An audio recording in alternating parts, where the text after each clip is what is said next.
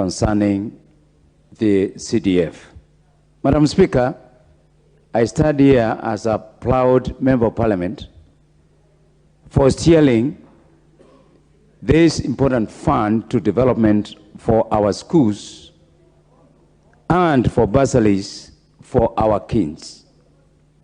Madam Speaker, we were privileged to go to very important schools, boarding schools, etc., etc. Madam Speaker, those days, we didn't have so many schools because the population was also very low. But now as the population continued, the need for education, the need for more infrastructure, the need for more classrooms, the need for more facilities in our education started becoming a problem.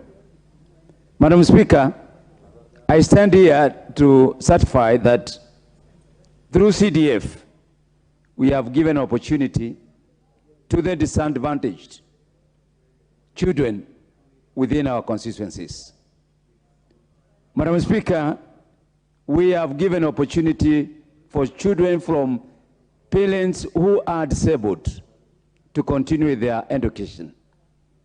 We have given opportunity through CDF, orphans, single mothers, children from very poor families, an opportunity to study because of the bursary they get from CDF.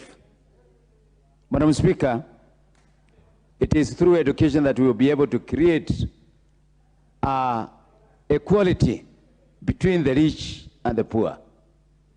Madam Speaker, through CDF, good infrastructure, good bursaries, we have elevated the children that many people thought they would never succeed